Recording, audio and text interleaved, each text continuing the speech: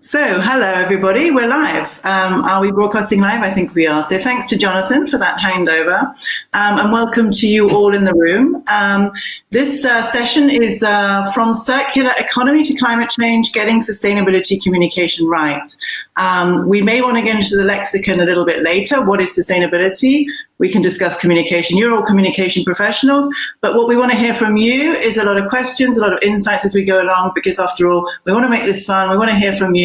And as much as we're going to engage in it with one another, we really want to know what you're feeling and where you need some answers to the questions you have. So before I introduce my fellow panelists, Daniel and Brian, who you can see on the screen with me, let me just share a few thoughts. So first, my story. We were just chatting with Jonathan. I don't know who was in the room listening to that. So my story of sustainability is long and winding, and I've worked with many different, as you would call it, stakeholders, and I've tried to be a little bit activist all the way. And I decided to, back in the early 2000s, set up a company called Conscience. And why? Because I wanted to convey a feeling beyond the facts, purpose beyond profit, and the planet, so that's our interconnectedness beyond narrow parochial interests. So it's kind of my call to conscience for humanity and to heal the planet. So that was 20 years ago, and a lot has changed, and maybe not much has changed. Certainly the crises have become more and more out of hand and more apparent, because we're in the middle of one right now. But today companies are no longer just about spreadsheets and shiny brands.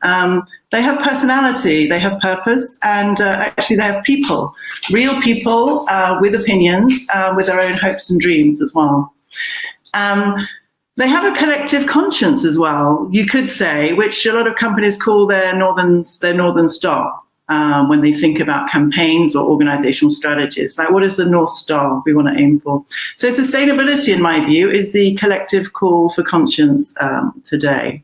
So three thoughts I have on what do we mean by sustainability communication?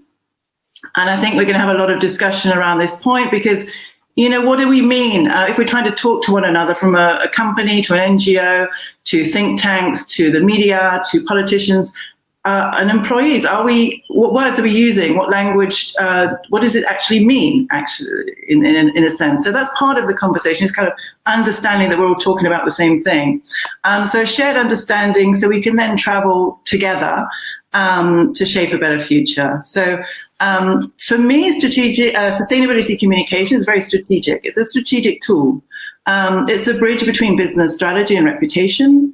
So it's about transformational action, and it's within the framework of the Sustainable Development Goals. And I hope, I can't see you raising your hand, but I'm sure you will all know, all you good communicators, what are the United Nations Sustainable Development Goals, which are the 17 kind of themes with specific goals of how we can transform the world so there's enough resources and well-being for everybody. So sustainability communication is also a tool. It's a really valuable tool, in my experience, to build bridges between different silos. So we jump out of our bubbles, whether that's the corporate bubble, our own sectoral bubble, our NGO bubble, and really work together internally and externally to innovate, essentially, and come up with new ideas. And for me, sustainability communication is also a kind of 360-degree communication technique. So we can reach all audiences through a kind of engagement device, because we can't just loudspeaker anymore. Yes, we want to change the world. We need to bring everybody along with us. And not just the classics. We need to bring really everybody along with us. So the questions that I want us to discuss today, before I take up too much space, guys, are, so how can companies best communicate their societal role, so beyond pure commercial interest, on global issues of climate, of health, of course, now, and others? Companies are no longer just about making money in their own commercial interest. They have a societal role. And many companies have stepped up during the COVID crisis, and we've really seen their ethics, their values shine through in terms of their community action. I think the second question, and it's not necessarily to Daniel, but do traditional NGOs have to change their communication now that they're more agile, youthful, bold movements stealing the headlines. So what does this mean? What does this transformation journey that we're on now mean actually for traditional classic NGOs, many of which are collaborating and cooperating with companies to try and achieve that transformational change that we're all working to? And I think the final one is about that. So how can NGOs and companies work better together? There's already some evidence of that. It's possible. But what do we lose and what do we win by such close collaboration? So Brian, those are my thoughts at this point. So I'm going to pass the floor to you to introduce yourself, share your thoughts, and then Daniel, we'll hear from you, your story and your reflections just right after that. And audience, do please put your insights, your questions, and Jonathan, who's on the side, he's going to make sure that we hear what you're saying. So over to you, Brian. All right. Well, thank you very much, Jo, first and foremost. I just want to share my appreciation for being invited to participate in this panel. It's really an honor and a privilege. Jo, I know you and I met a couple years ago, and I am now with Solvay. It's a global specialty chemicals and material company headquartered in Belgium. I've been there less than a year. Before that, I used to be with Bayer, the German company, and prior to that, I was in a consultancy for 7 years, APCO Worldwide, doing public affairs and communications. So I've seen, over the course of my rather short career so far, I've seen a lot of changes in the way companies approach communications, sustainability, partnerships, NGOs. And I suppose for me, as I thought about what I wanted to say during this session or what I wanted to concentrate on, I thought about the fact that the session is called Getting Sustainable Communications Right. So it's really about the communications around sustainability. And as I think about, I'm not an expert on the environment, and I'm not a scientist in terms of the innovations that a company like Solvay offers. So where my interest lies is in communicating. And for me, the best communicators in the world are great listeners, first and foremost, because if you're going to communicate, it's not just communicating for your organization, it's being a channel of communication, both externally, but also bringing back what's being said outside the organization into the organization, into the boardroom. And one of the things that I really admire about you, Jo, and what you've been able to accomplish over the course of your career is bringing together the unlikely partnerships that would come between governments and corporations and NGOs. And, over the course of the past couple months during this COVID-19 crisis, I think we've seen a lot of those partnerships really grow, because at a time of crisis, we all need to work together. And I'm hoping one of the lessons learned and one of the changes that we'll embrace moving forward is greater partnerships between competing companies, between NGOs, between whoever, because the reality is the climate crisis is a real one, and the solutions that we need to come up with, we can't come up with on our own. We need partners. We need people to show us the way. So anyway, I'm very delighted to be here and look forward to the discussion. Great. Thank you, Brian. Yeah, it's about collaboration, creative collaboration. And just sorry, Daniel, before you jump in, it's kind of interesting. How do we all react at the beginning of this COVID thing? It's a bit dramatic. Some people freaked out. I just turned off the news, only watched WHO news forever after that, and just thought, okay, what can I do to reach people who are feeling isolated, stuck, and what better thing to do to inspire them? So I set up this kind of new collaborative set of events called Think, Act, Change, and it was amazing. Last week we had the head of global affairs for Signify, the former Philips, together with the co-founder of Burning Man. Never before would you get these kind of people. So this is an opportunity. This world is about collaboration and reaching across to unusual partners. Sorry, let's hear from Daniel. Hey, Daniel, how's it feel for you? Thanks, Jo. And as the two of us know, we've also collaborated in the earlier activist part of your career. And nothing wrong with collaboration, but let me start by saying that to me, if we think about sustainability communications, I think one of the most important things to remember is that sustainability is also about the things you don't do and not just about the things you do. Because a lot of what I see in the circular economy is a good example. The Sustainable Development Goals that you mentioned, Jo, are a good example. A lot of what I see from companies is they pick one good thing, one of the SDGs, for example. They do a couple of projects on those, and then the communications is all about what that is and how that shows a commitment to sustainability. But frankly, if you're a nuclear power company, if you're a company selling arms, if you're in a fossil fuel company, you're still nowhere on the road to sustainability. You're only on the road to sustainability and on the road to communicating anything sustainable if you're getting out of those businesses and if you're transforming via just transition your business into a sustainable one. So the first thing to say is that whatever you think of sustainability communication, it has actually to be about something sustainable. The Unearthed, a website that we fund, but that is independent in terms of its investigative journalism, has just done a great story about arms being sold as green and sustainable. No, they're not. Whatever whatever renewable energy you use to produce them, etc., they're a menace to the world, and they're a problem to the security and peace that we seek, and that so many have also reacted to the COVID crisis as a realization of how the fundamentals of our lives, this basic security, is what is key to us, and that is ultimately also what sustainability must contribute to, that sense of safety and security at the most basic level. The second thing to say is that having listened to debates like this on communications in particular for also a few decades by now, beware of the trends and beware of the easy answers. So I remember at some point there being a trend that said, don't talk about the morality of climate change, for example. Don't bore people, don't make them feel bad.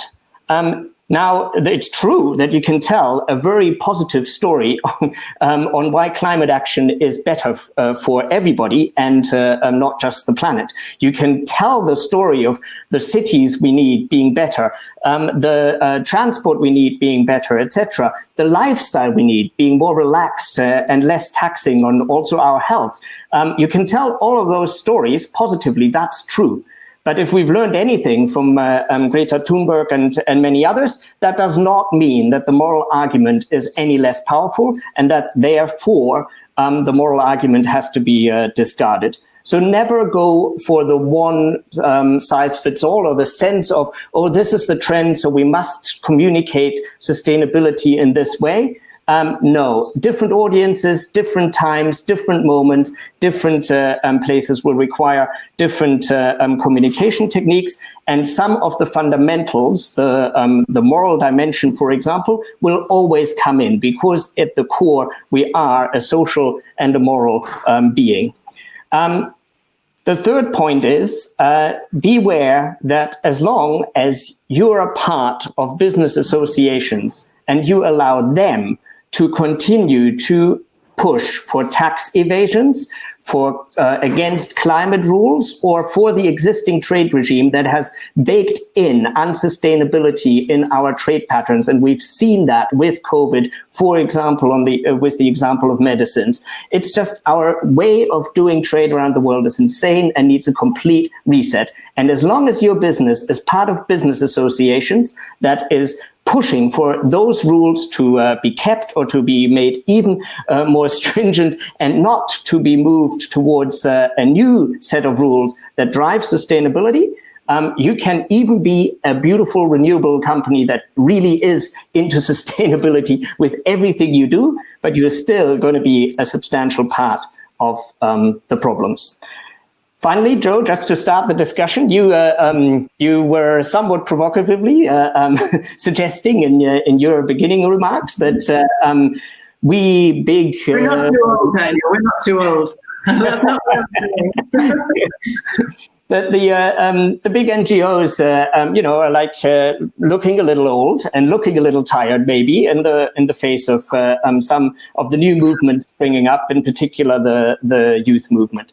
And let me just say, this is the biggest gift. The new movements around the world, especially the youth climate movement, but also the movement against inequality around the world. Greenpeace is part of the Fight Inequality Alliance that is about building that grassroots power around the world. And the COVID moment shows just how intricately linked all of our global problems are to the inequality crisis. So those movements are a gift to international NGOs. It does, however, of course, mean that our role needs to change substantially.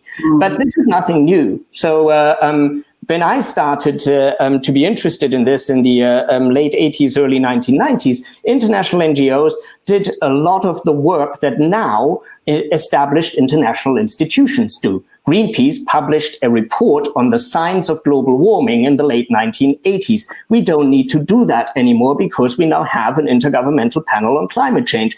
We brought forward a lot of issues that were not recognized as significant problems at the time, from chemicals to nuclear waste, etc. We do not have to have that monopoly anymore, and that is a good thing, because things like the Global Environmental Outlook and other reports, institutions like the UN Environment Program, now UNEA, etc., are a testimony to the change that has already been made. And therefore, we need to adapt as NGOs and find different roles and different things to do. And in the COVID moment, I think that's especially true. You both argued for cooperation. I'm not against cooperation, also between business and NGOs when we get things done as a result. But let's be very clear. The experience has not been positive from the side of NGOs.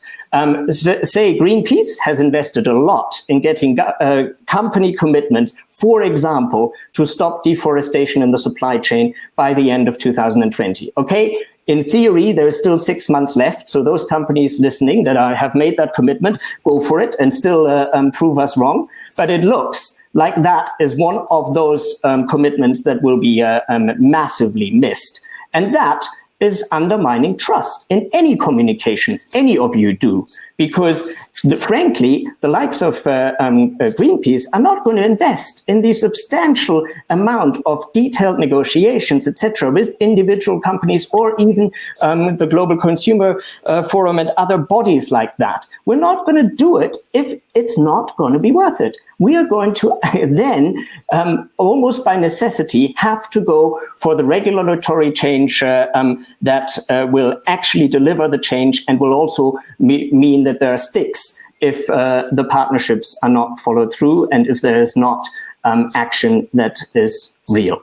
So yes to partnership, and there are some positive examples in our experience of, for example, moving the refrigeration market, and the vast majority of fridges that you will all have in your homes are now natural refrigerants driven. That was a positive change that we worked with companies on, and that has had a significant impact. But honestly, the cooperation approach has not delivered. And therefore, we need, especially in the COVID moment, a reset of global rules. And we need sticks that make sure that it's not just communications, sustainability, but that it's real.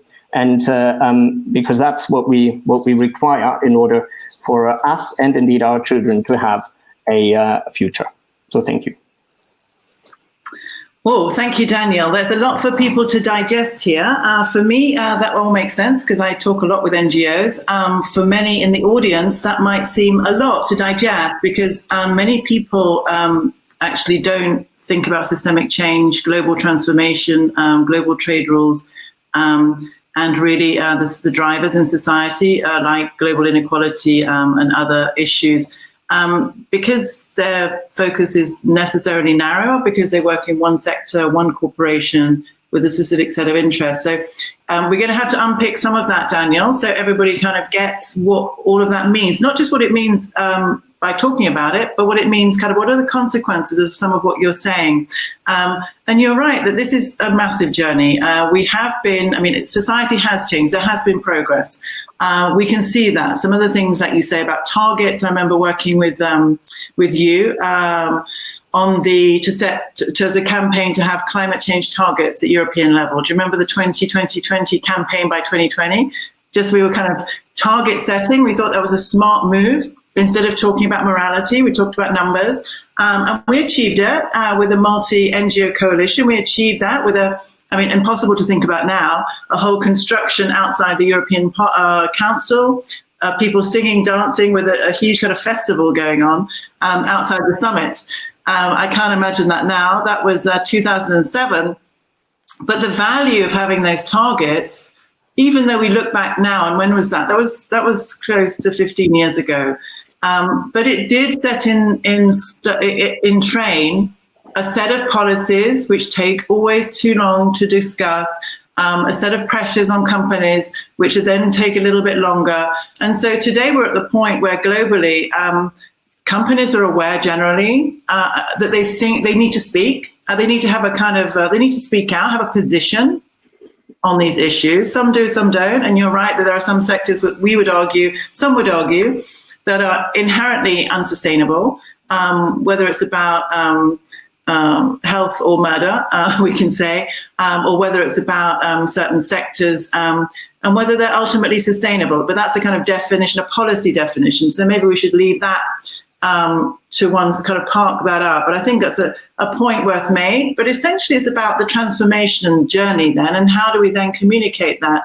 And how do we understand as companies or sectors or industries, well, what is the future? And let's future-proof ourselves as opposed to stick our head in the sand. I mean, it kind of comes down to something as simple as that, as having a strong CEO, maybe a change of CEO. So it's not about window dressing and, like you say, picking an SDG and saying, hey, we are sustainable because we're doing a little bit of thing on water here or there. But it's about that kind of linking communication with the business strategy. And I think Solvay, maybe Brian, you can talk to this point, that 20 years ago, I think you were probably part of the target for NGO campaigns, ones I was involved in, and probably Daniel too, on chemicals, on REACH. You're new to the chemical sector, but then back in the late 90s, certainly in Europe, the idea, there was no precautionary principle in EU law. That was something that we said would be logical, and that it should no longer be a system of putting chemicals on the market and waiting for 10 years to see if there are any health effects and then say, oh, we might need to regulate or ban that. So this whole kind of shift in the way the precautionary approach also links to the kind of future-proofing of businesses. And businesses now, obviously, Daniel, they're in the business of making money and staying in business and being successful. And if we agree that part of that is to have a societal responsibility, it then assumes that part of business strategy is having the correct analytics in place so they can steer their ship in the direction of the future, which is a future that people want to have, people want to do business with, in terms of the kind of the supply chain, and that people are happy to work in. And I think Brian can tell, from what I understand, the new CEO, the transformation from a chemicals company to a company which is really serving the renewable future that we all want to have. Brian, do you want to have a word on that? Yeah, sure. And honestly, Daniel, I agree with everything you were saying. I think that if the fundamentals of the business are not good or not sustainable, then it's very difficult. Then you're just talking about sustainability. There's still a fundamental problem. So it's true, we have a new CEO at Solvay, and maybe this will give some interesting food for thought for others. But what I've seen is over the past couple of years, and even leading up to the COVID-19 crisis, several key milestones, which put us in an interesting position. One thing that our CEO did, she's been there just 1 year, is come up with a new business strategy for the group. And Solvay is a very old company, 157 years old. It was created by Ernest Solvay in Belgium. The company is famous for the Solvay method, which is a scientific method for creating soda ash, which allows for sodium bicarbonate, which is used for a number of applications, but commonly known as baking soda. So it's sort of what we're famous for. It's used in pharmaceuticals, it's used in cooking, it's used in cleaning, it's used for disinfection. There's a lot of different uses for it. And this is just one small segment of our business. Over the years, we've had a lot of acquisitions, a lot of divestments. And so it's a very, very diverse business with a lot of different product portfolios. And what our CEO did towards the end of last year is come up with a new business strategy called Grow, And she's taken the various business segments that we have, and she's aligned them to the mega trends that we see, not in terms of communications, but in terms of business, where business needs to be going in the future to be sustainable. For example, one of the mega trends for us is lightweighting. So the idea that automobiles, aircrafts, they need to be lighter in order to be more sustainable, because therefore they're using less fuel. And this is an area where our specialty polymers business has huge potential and is already supplying a lot of materials by replacing steel or heavy metals with high performance polymers, which you're actually significantly decreasing the weight of the aircraft or the automobile, thereby reducing fuel consumption. And those products can also be melted down and then put back into the value chain. So they're reusable, recyclable, and part of the circular economy. So this is one example of, okay, this is our growth for the future. This is going to be the future of our business, because that's where that's what society wants. That's what society needs. I mean, there's a lot of them. We have, I think, 6 mega trends. So another one would be electrification of cars. I think we just saw the other day, Emmanuel Macron said he was investing 8 million euros in helping the French people convert to electric vehicles in the future. And for us, this is a huge part of our business. And so I think having that business strategy and bringing the clarity there, and the fact that we are a diversified business, we have a lot of products. Here's the products of the future. Here's the products that, okay, maybe are more commodity or whatever we may get rid of. I know at Solvay we're very big in plastics, but by plastics, we only do high performance plastics. So if you have the world of plastics and you do like this, it's really only the ones at the very top. We do not do single use plastics. And we got out of that business a long time ago, because for us, it's not sustainable. It's not the future. I think having a CEO that understands that and puts that at the beginning of the agenda makes communications a lot easier. And we also launched another thing that we did earlier this year is we launched our new sustainability commitments called Solvay One Planet.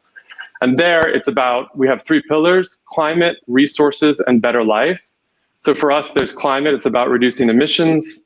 Resources, it's about better use of natural resources in our own production systems. And better life, because if you're going to be sustainable, you have to create a better life, and a better life doesn't necessarily mean more, and it doesn't necessarily mean better for all. So it's about diversity and inclusion. It's about looking at the sectors that we contribute to and ensuring that it's not just about our own operations and our own company, but are we contributing to a world or an economy that is ultimately going to support sustainability for everybody.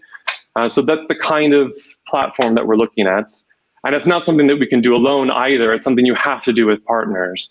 So one of our biggest partners that we work with is the Solar Impulse Foundation. I don't know if you're familiar with them, but it was started by Bertrand Piccard, who is a famous pilot and balloonist. He's famous because he traveled around the world in a hot air balloon, and he's a Swiss pilot.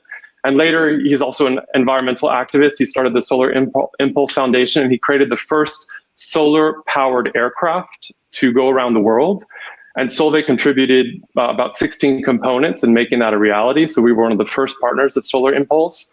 And what he's doing now is he just had a number of companies sign a tribune about the recovery plan after post-COVID, in terms of committing to not supporting the type of lifestyle that we had before the COVID-19 crisis. I think that's very, very important. I think one of the things that we all recognize during this crisis, at least I recognize, and I think many other people have become more aware of, is that even though we talked about it a lot before, I don't think we fully realized that the way we were living before this crisis hit was not sustainable.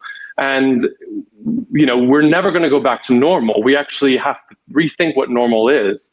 And for that, I think we have to think about what it is, what our purpose is as an organization, what our purpose is as individuals.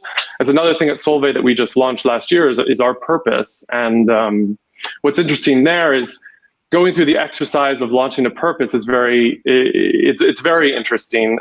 It's not necessarily a top-down process. You don't go to your employees and say, here's our purpose, now live it. It's more of an exercise of going bottom up and looking at the fundamentals of the company, of the organization, and who you are, and then discovering what the purpose is, and then communicating that internally to to bring a sense of unity around why we're here and what we do and what it is that we do. And at Solvay, what we discovered was that our founder, Ngos Solvay, was very famously quoted for saying, "From science will derive the progress of mankind." And it's something that we all very much believe in at Solvay, that science brings a tremendous amount of progress and has contributed a tremendous amount of progress. But today, I think progress needs to be reinvented. So it's not just about more, like I said before, it's not just about better, it's about creating progress in a way that is looking at what kind of world do we want to live in and what world will be sustainable for us moving forward. So at Solvay, our new tagline is reinventing progress. So what got us here over the past 157 years is not what we need moving forward. We can still be progressive, but we need to think about what that progress looks like in a new way. Yeah, thanks, Brian. That's it's a really good insight to know that, a lot of corporate communication should be about bottom up, what people really feel, rather than the top down kind of clunky, heavy, old school approach, hierarchical approach. Clearly then the sense of unity that comes from that kind of common exercise. Internal communication, in my view, is something quite important. Two elements for companies to do well in this area in terms of sustainability communication is, one, to have a strong CEO who really has has done a kind of 360 analysis of the business strategy, done the future-proofing exercise, and make some conscious choices about, okay, where are we going to be in 5-10 years? What is going to be our role? What's it going to look like? And to do that really forward, that kind of front-loaded analytics, beyond the pure business, the making money. Because this is, as you say, the world has changed quite a lot. Certainly in my bubbles, and we all inhabit our own bubbles, and mine are quite wide-ranging and extensive. I think a lot of people are feeling, even the investment bankers probably earning a ton of money who spent their life on planes, they've actually been grounded. They've been at home, having to deal with the rubbish, maybe, having to actually deal with themselves, possibly. So this has been a huge period, I think, for reflection, an opportunity. A lot of hardship, of course, for a lot of people working on the front line. Now we revere the heroes, the true heroes, who are always the heroes, the frontline health workers, the people who took care of our waste, to the truck drivers, the people who are delivering our food. All of these people who are now revered, will that last beyond, will they be a universal basic income? How will companies, will they all downsize and shed their employees? Because a lot of companies, of course, are going to be suffering and in terms of their sales during this. So, and there's going to be huge transformational changes in different sectors, like airlines and others. Should they build back the same, or should they build back better? And I know, like Forum for Future, that's a big organisation in the UK. They're doing a lot with business, like We Mean Business, and they've really got a lot of people together, and a lot of different CEOs, company leaders. The ones who were outspoken right the first week of the crisis, they didn't need their PR teams to say, "Hey, we should be saying something about the crisis." They were like, it was in their heart and soul of the leadership of the company. So I think if you bring together the people in companies, not just the employees, but also the staff, the suppliers, the other people who are kind of in the radar with the management, and get that kind of triangle of future focus, isn't it inevitable that companies will transform, that they will behave as people, like with a conscience, in fact? Daniel, what's your thought on that? Are you hopeful? Yeah, I'm determined, and there is a German playwright who said, "I don't need hope, I'll continue anyway," and that's tends to be the place I go to on the days that I don't manage to be hopeful.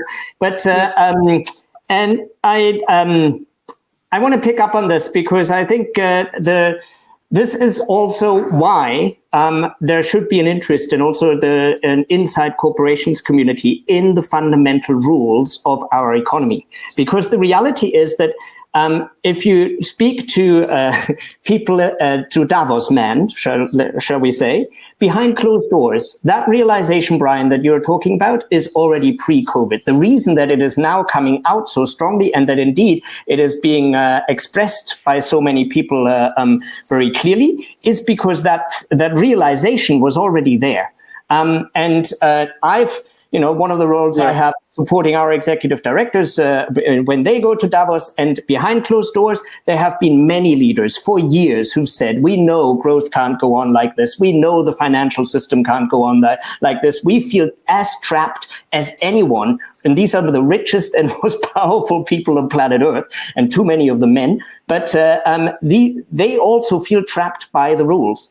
And now my sympathy is somewhat limited, because very often they are also the ones paying the business associations, etc., that are making sure that these rules exist and are exactly the way that they are then constrained by. But it is true that even good people do very bad things despite their best intentions right now, because of the rules that rule our global economy. And COVID has to be the moment where we acknowledge that, where we change that. And this doesn't start in areas that are traditionally Greenpeace areas, probably, but it has to start with immediate and unconditional debt relief. It has to start with the people's vaccine. We have to make sure that this vaccine is available to all and at no cost whenever it comes. And I'm sure we all agree on it should come as early as possible. We need a complete rethink of the patent system, as MSF is calling for, has called for many years, but is calling for specifically on COVID. And I hope that COVID will be the game changer that makes people realize that indeed the costs to the rest of us, to the whole of the public interest, are too high if we're allowing the patent system to be driven purely by the profit motive and by the interests of very few companies, not even the many companies in the sector.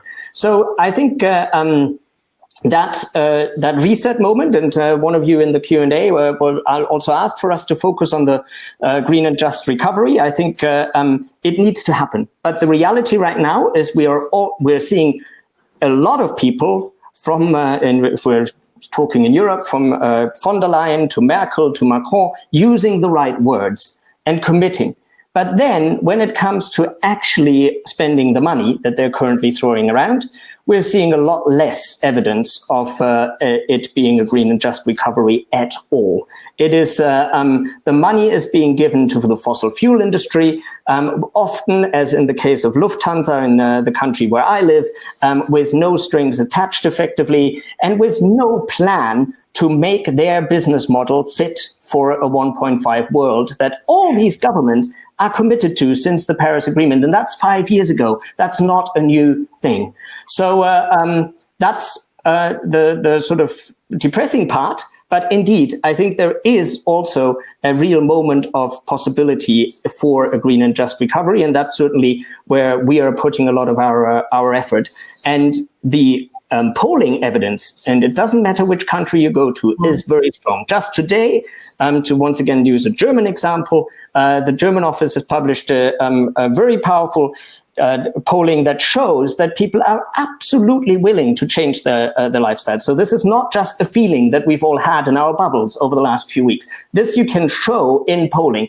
And there is therefore a chance for a new beginning, but only if also the progressive business sector does not allow the very few vested interests that have an interest in the economy of the past to let all the money that is being spent now go to the past rather than the future. And that is my plea to those of you in the business community to make that voice clear, because the reality is also the majority of the business world has an interest in the future rather than the past. And if you allow me to also address the climate neutrality commitments question. So overall, it's of course a massive sign of progress that companies are feeling the need to make such commitments, right? That is an evidence of the major narrative shifts we've seen over the last 10 to 15 years. That said, the problem with the climate problem is that winning too slowly is losing. And there is a real risk that we are going to end up in unmanageable situations, even if we're on the right trajectory, but just a little bit too late in terms of shifts to renewables, in terms of land use changes that make sure that more of our forests keep standing, in terms of shifts to less meat-intensive diets, et cetera, et cetera, et cetera. And so in that context, a lot of these commitments we are very, very critical of. Because a lot of these commitments, especially from the fossil fuel companies like BP, are actually based on offsetting. So they're not actually committing to making their own business model sustainable and in line with the 1.5 world, which does require that fossil fuels stay in the ground. But they are pretending to go for a sustainability solution. And the problem is that it just won't work. If it did work, we would be as happy as anyone, but it just doesn't. And I'll share one short little article on why the offsetting part of those equations is unfortunately not real and therefore problematic in the chat as well. Daniel, that's, I'm just thinking, like, relaying this to the people in the audience. Many of them maybe don't do public affairs, they don't do policy, they're not really scientists, they're not really analysts, and maybe they don't actually know that there's a massive nature crisis, biodiversity crisis. You know, the scale of this that we know all too well. Brian probably too, because you've got a media focus, so therefore you have to keep your ear to the ground, as it were. That's part of your job, to listen and to know what's out there. Just a couple of stats. There are 7 million people that die each year from air pollution in the world. And an extra 250,000 are expected to die from climate change causes each year. These are big numbers if we put them in the context of COVID. Now, I'm not diminishing COVID and the reaction, but what it does show is that people actually faced with an immediate threat are able to take dramatic steps. And I'm just wondering, given the fact, and we cannot dispute the fact that the COVID crisis is real, the recession is going to be real, the climate crisis is really real, it always was, and the biodiversity crisis is real, the pollution crisis is real, the inequality crisis is real. Are we expecting communicators these days to no longer be disseminators of information, but actually to be more engaging on more systemic issues beyond their corporate goal? We saw, for example, with the situation of the kneeling against the in the US with Colin Kaepernick, and the fact that several companies jumped up immediately and said, "Hey, we agree with you, and that's not right." Nothing to do with their corporate, with their business interests purely. You could say, well, that's audience, that's perception, that's reputation. Is it? But standing up for the bigger issues means kind of activist CEOs. And then obviously, if you've got a great CEO like Brian, then, it's easier for you to communicate if the company has done a transformation journey. But what about the companies that are just like, that needs, as one of the questions put it, that how best to explain to the older generation of the CEOs, and we're not saying old white males here, of course, and the executive board, that sustainability is a trend still.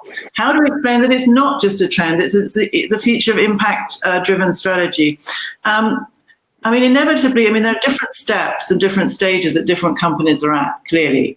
Some may be still being told all you can do is spin a little bit, a bad story.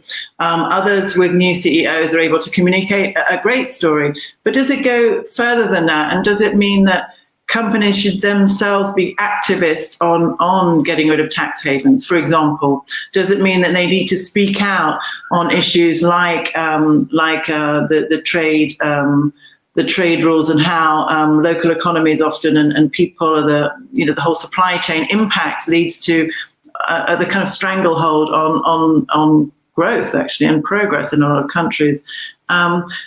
What is your feeling? How realistic is that, Brian? Am I just dreaming that companies, the progressive, there's always the progressives and the laggards, of course, and the progressive companies have great CEOs, they want to speak out, but there's a trend also to speak out more and more on these issues. We wouldn't have seen that 20 years ago.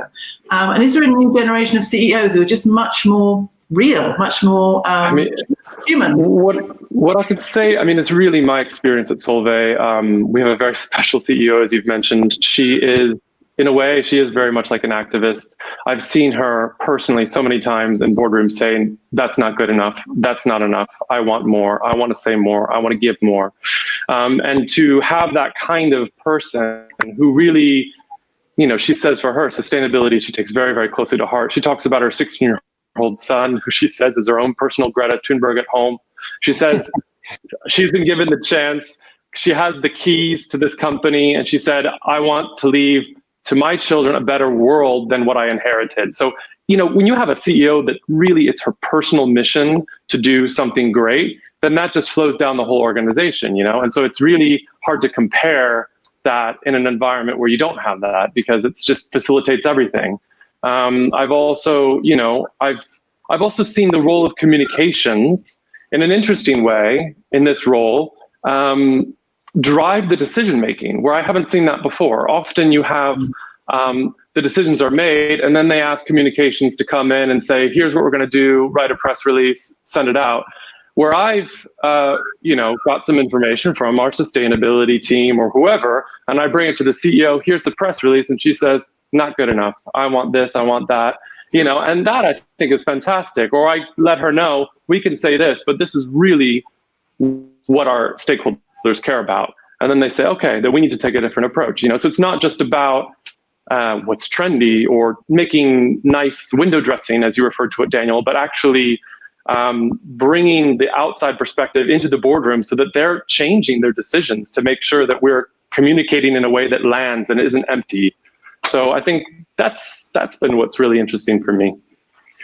Yeah, and I've seen that as well. I mean, I think the fact that we now have sustainability officers, CSOs on company boards, often dealing with the technical side, but communications has risen up, I would say, the ranks over the years. It's no longer about dissemination, and the effective communicators have the ear of the CEO, and the CEO understands that reputation is as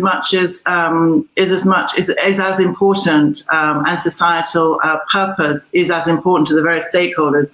And also now to the investment community. I mean, frankly, we see Goldman Sachs advertising all over the place that they are a sustainable investment company, probably committed a small proportion, but nonetheless, once you get your investors starting to say, hey, you need to do this and not do that. And arguably a lot of the divestments from fossil fuels campaigns that have been running for a while, which investors now are investing in coal anywhere in the world, which are investing in oil for their stranded assets. So the potential for the investment community, maybe Carrol, you have something to say on that.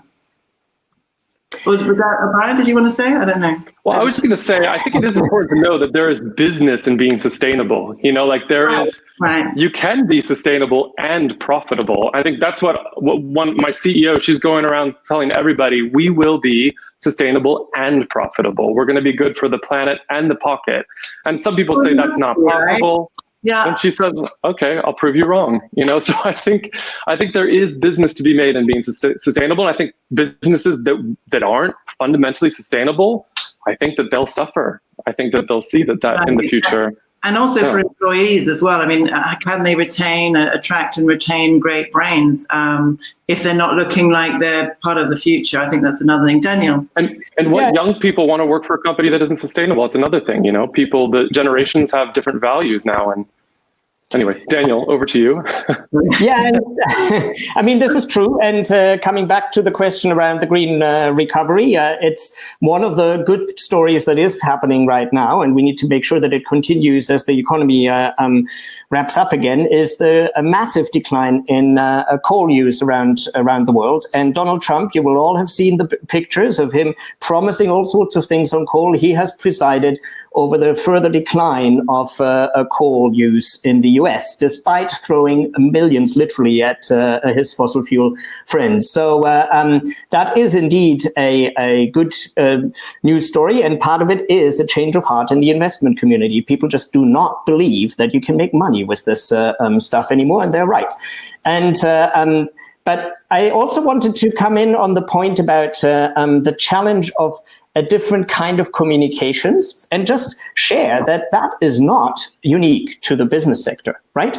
Also, your average campaigner is used to being an expert on a relatively small, detailed thing, forest protection or ocean protection. And all of that continues to, of course, be incredibly important. But if we are to get the big shifts, the real green and just recovery that we need to be talking about economics, about trade, about the financial system, etc., etc. And we need a lot more people with us that are not with us yet. It isn't good enough to get a really good, for us, to get a really good response rate from our existing supporters. That's essential. That's a part of what we need to do, obviously. But it is not going to get us the fundamental power shifts that we need very, very quickly if we're not going to face a catastrophic world continuously, not just occasionally when a virus escapes. So that is the challenge, and it is as much a challenge for any of us in the activist community as to any other communicator. And coming back to my one of my points at the beginning, it is all about finding the right message for the right audience. It's not good enough to just continue to say the same thing over and over again. You have to adjust your message to the person that you want to try and convince. And that is also a continuous journey and challenge that all of us as activists are on to get that right. Well, I agree with you, although having said that, I also noticed that some of the audiences, for example, investors, where we're used to just talking about numbers, how we're doing, quarterly results, they're asking us more and more, what is your sustainability plan? What products are you developing and how they contribute to sustainability? Like, that is way more important now than it was a few years ago. So I think, in a way, the audiences are also evolving and changing, and they're interested in broader topics. So that's also, I think, interesting. Yeah, same true for Greenpeace supporters. You used to not be able to talk to someone interested in ocean protection about climate change. You sure can now. But therefore you also then have to do it and not just tell them the old story about ocean protection that you used to tell that person. Yeah, I mean, I'm wondering whether, the systemic change and bringing those issues together to making communication and sustainability make sense, internally within organizations as well as externally.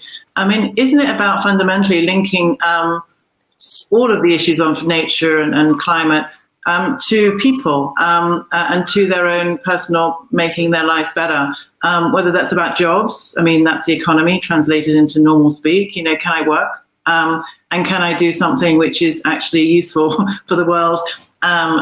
So bringing these concepts of, because they are very segmented, of course, in the NGO world. I mean, there are massive campaigns and insights and research undertaken on ocean on ocean transport. I mean, a very segmented different areas on biodiversity in different parts of the world, on deforestation and commitments to zero deforestation.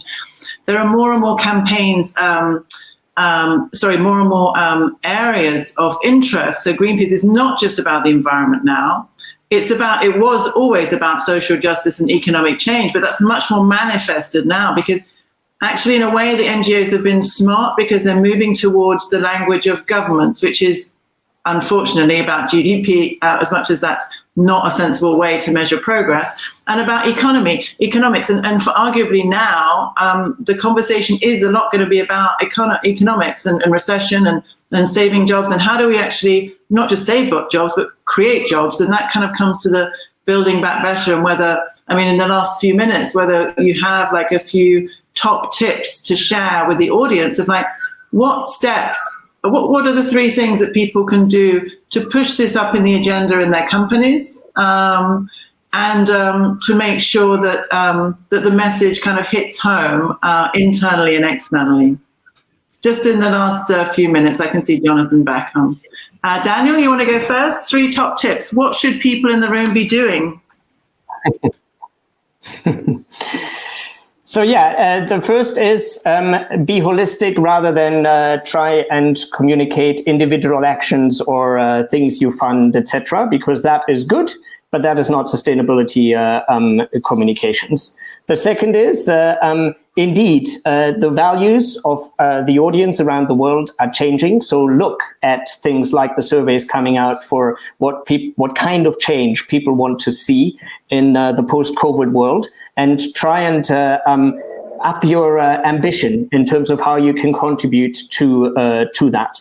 I have seen an ad in the streets just cycling here to this morning, where a company that produces sweets that are vegan was making the point about protecting people and really kind of all life on Earth, and kind of linking the sort of emotion of people wanting to protect with their product. I was a little unsure whether I like it or not, but it certainly seems to me to be clever communication, because even it was an eye catcher, and I kind of went, ooh, okay. Thirdly, and I think this has already been captured in the notes, indeed, think about who you're actually communicating with before you go out, and don't assume that just because you've always done it that way is going to work. That's as much true for us as for any business. But I think it is especially true in the COVID moment that we're in right now, and therefore directly also relates to the second point of really looking at that data and really upping your ambition. This is the moment to go to all of your CEOs, if you don't have a CEO who's coming to you asking for additional ambition, like Brian. But for the rest of you, this is the moment to go to your CEO and say, we plan to just do this. We can do a lot more. We can go a lot further. And really, be part of a bigger change conversation that is going to happen anyway, whether we are going to be part of it or not. Okay, thank you, Daniel. And very quickly, Brian, and then I'll add in my top tips, and then we're going to pass the floor to Jonathan. Brian, thank you. Sure. If I were to give 3 top tips from my perspective, I would say listen and bring the insights to your executives, because ultimately the sustainability communications has to resonate with what's going on outside your own doors. And Greenpeace isn't just there to make noise; they have the insights. They're advocating for what they believe in, and that's the kind of group that you should be listening to and say, how do we respond to that, and what do we do? Secondly, in the approach of sustainability communications, the days of sustainability being a small component of the business is no longer the case, and it's not sufficient. You need to talk about how the entire company is changing its business or adapting, transforming into a business that will ultimately be sustainable for the future. I think that's inevitable, and that's got to be core. So it's not just about talking about nice things you do which are sustainable. It's about how is your business sustainable. And then third, partnerships, because no matter what you say or how great your products are, if you don't have external partners that can validate that for you and say, and that bring the credibility and the outside expertise, then it's just you talking, and it's not necessarily credible. So we're working with Bertrand Piccard and Ellen MacArthur on circular economy, whether that's a sustainability board you've set up or any other NGOs. I think that's a great thing and essential to have. Great. Thank you, Brian. Thank you, Daniel. And for me, I think I'd wrap this up with saying it's been a really fascinating debate. My top tips are think, act, and change. Think in a qualitative way, meaning get your insights from bubbles that you don't normally go into, so you can really listen in a wide, beyond the echo chamber. Act with ambition. I would support Daniel on that. This is a unique moment in history. We're living through something extraordinary, and we have the time to talk with our colleagues, to really reflect and say, okay, how can we come back, build back better, and relaunch ourselves? And communications has a really strong role to play in that. Be ambitious and speak out internally, dare to be bold. And the final thing, this is all about change, keeping up with the transformation and communicating your journey, and let it be real, and let it be strong, and let it make us all, our kids, our grandchildren, living in a happier world. So thank you so much for hosting us today. Hope you've enjoyed the panel. I'm sorry we didn't get to everybody's questions. We're staying around if you want to have a chat with us for the next few minutes, but I'll pass the floor now to Jonathan, and have a good conference, everybody. Jo, absolutely fantastic. And there was one comment about, the older generation CEOs and such. But I would say from this, Jo, you did a great job of moderating your panel. And let's say, I don't think we need to worry about age diversity anymore, because Daniel has so much fire in him. It's unbelievable. and I wanted to ask a question, but I knew I couldn't because there's certain things we just don't want to put in written form. For those of us that have been involved in the sustainability journey with our companies and even our volunteer work, I just wonder how many of you have been told never speak to Greenpeace. So some of us maybe have gone through that. What's interesting, Daniel, I think some of those same companies that were or having directives, we don't want to see Greenpeace protesting at our office, fix some of these situations. I'm not talking about my current employer, but in the past, if you look at my LinkedIn, you can probably figure out where I'm talking about.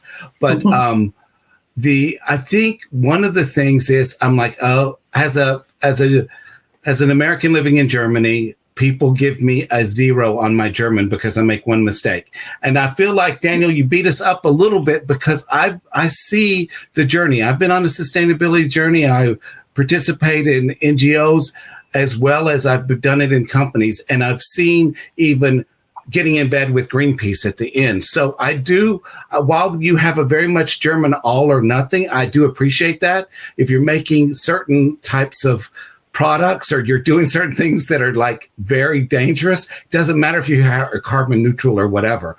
I totally agree with that. But what I do like that Jo said is celebrate your journey. And I think that's where we have to do that. And, you know, at a certain point, one of my old colleagues from France, so Brian, you can appreciate this. He's like, if we want to be sustainable, we'll stop doing everything.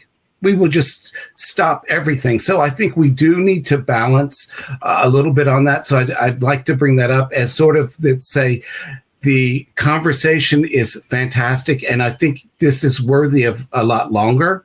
But you guys have done a great job. I think one of the questions that I think really appeals to us, because most of us are communicators, and we don't want the wrath of Daniel. And we don't want Jo to call and say, hey, you know, guys, I'm going to come over to a workshop with you again. Don't do that again with Greenpeace. What kind of metrics should we be reporting? And I mean, you know, and it's not that we're buying, we got it, Daniel, no CO2 credits. We know that's off the mark. But what kind of metrics should we be looking for and showing? And I think for Jo and Daniel is from looking at us. And then Brian, maybe share some of what you guys are doing in terms of metrics that you find to be useful. You want to talk first, Daniel, or shall I go first? Go for it. Yeah, I mean, the thing that strikes me, I think, is the obvious metric is the gap, unfortunately, too often between purpose and practice. So there will be incredible statements on websites or CEO speeches. And then you have, I mean, if you look at communications in its wider sense, I work in policy and advocacy as well, and public affairs, campaigning. So, and then you see business associations lobbying against the very same thing that run counter to the kind of lofty statements on CEO websites or on company websites. I think that's a real metric for me. I think it's walking the talk. I mean, that's a very broad metric. It's not about numbers and measuring digital engagement and so forth.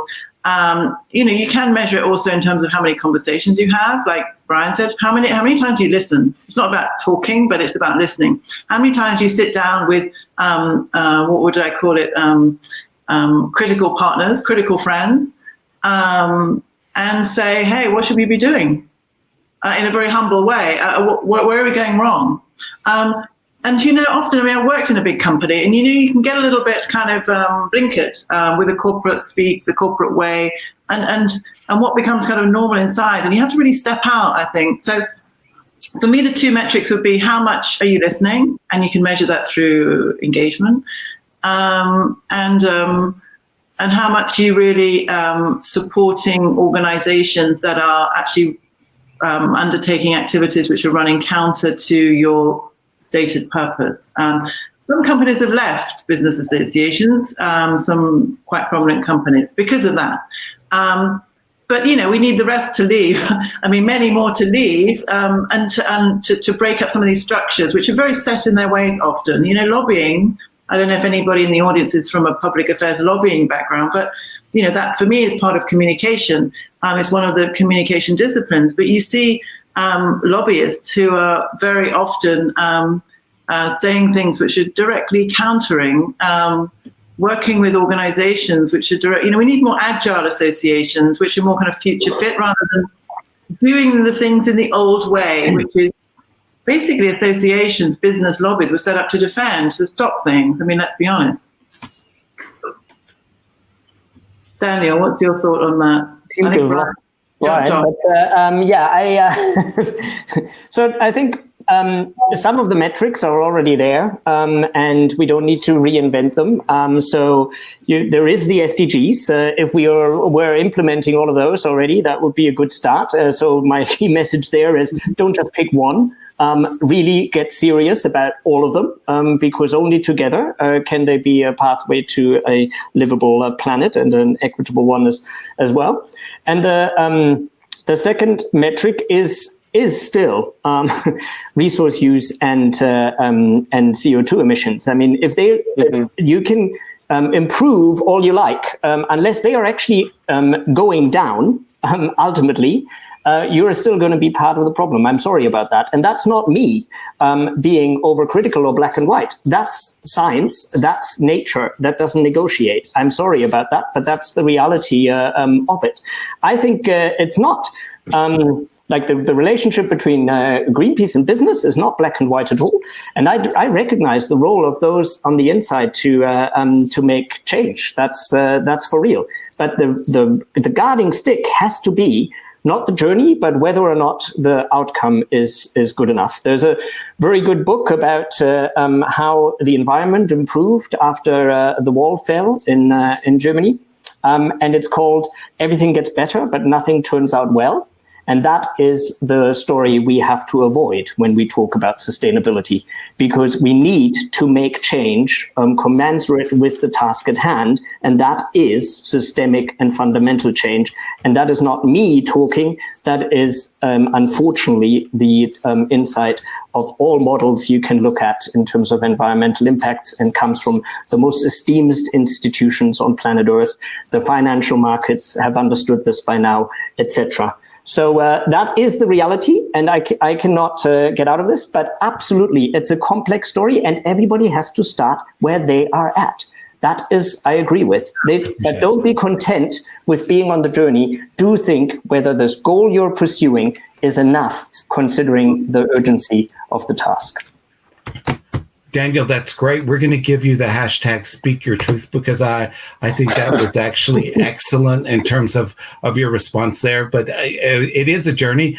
I think the challenge is there's so much content. And Jo, you mentioned this. We're all at different levels in this session. So some of us are much further along in how we're communicating, or the ability to go up to CEO. And Katrina is now telling me I asked a question wrong about old. She didn't mean old people, but I'm going to sort of be part of the debate now. But she's saying that people who are non-digital, or that has spent most of their youth and beginning career, they were not connected, that somehow these people are less accepting of sustainability and saving the planet. My thought is, as people get older, we become more convinced of our own mortality and want to start thinking more about our children and grandkids. Maybe that's me, but what's your perspective on the people who non-digital natives aren't sustainable or don't think about it? Jo? Brian, you want to take that one? I'm not sure. I mean, Shall I take it? I've never thought about it before, to be honest with you. I have thought about it before, because why? My mom is 90, right? She's on Facebook because I put her there like 5 years ago to communicate with the family, because all of the kids are spread around the world. She's now on Instagram because she can follow and connect with my daughter, who's a teenager. She follows politics, she follows trends, she follows fashion, she gets Wired magazine. Maybe I'm like her in that some people, it's not about age, it's about mindset. It's about, are you asking questions every day of your life? Are you curious? And I think that's what keeps you young, in fact, young-minded. it's always asking the right questions, like what next? How can we do things better? How can we do things differently? And you're right, the Katerina, that, there's a kind of more of a mindset of conservative. It's like some people grow up and they're like, I know everything now. I know everything. I hang out with people who know everything, who don't need to ask questions anymore. And we're all great and we know everything. And so therefore, we're just going to talk to people and never listen to another perspective. And I think that's kind of reflected on social media, frankly. I mean, I went on social media to keep up with my children. I wasn't brought up with that at all. And my eldest children were not at all either. They were brought up on board games. And, it was only when they were like mid-teens did they get a an Xbox or, and get on social media. So I've kind of seen this generation, and I think it's for the responsibility for those of us, all our lives, to just listen to the younger ones in age, but also listen to the others, because I think that just keeps us fresh. And I think it goes back to Brian's point. It's like, if you don't listen, then you're old. I mean, that's basically it. If you don't listen, if you're not open-minded to have your opinion changed, I mean, clearly you learn with age your values, right? What's important. I mean, I shifted career from, let's say, the kind of quite full-on corporate world to a more meaningful, let's say, purpose-driven career, like as soon as my children were born. But, everybody has their journey in life. And some people now are actually, I was in the conversation with the Burning Man founder the other day. They're like, people come to our events and they have a transformational moment. They're like, what am I doing? Actually, I want to write that book. I want to change jobs. I want to change career. I want to work with the community. And actually, education, society programs us all to get on track, earn a lot of money, buy lots of stuff. And these are the kind of metrics for success in society. But maybe they're changing now fundamentally. And I think the young ones among us, even if we're physically maybe older, but we're also young at heart and kind of young-minded, we're asking the questions and pushing that agenda forward. That's a long answer to a short question. Being open-minded, isn't it? I mean, at different generations, you have different value systems. I think certainly my generation and definitely the generation below me don't care about making money like previous generations. They want to do something a little bit, they feel more focused on fulfillment in what they're doing than necessarily making money. I think it's a different mentality, and it's a real one, and it's for various reasons that generations feel that way. And I think if you understand that, just like it's about diversity and inclusion, really diversity of age, and understanding that different people have different perspectives. It's another topic that's really important at Solvay, certainly important to our CEO, is it's not just about diversity of race or whatever, it's about diversity of opinion. And you can have the same person in many different colors, but if that doesn't really help, what you need is actually really diverse opinions in the room, bringing those perspectives and then allowing you to make a much wiser decision, because then you're not, all thinking the same. And I think understanding the different generational viewpoints also brings that wisdom into decision making. Hey guys, I'm sorry. Probably, Brian, before you were born, the three of us could mutiny and take over the whole conference. We're not going to do that now. Instead, we're going to go to the speaker's room. So what I'd like you guys to do, if our three speakers could please click and move into the speaker room, we'll turn off our cameras here and I'll join you as well.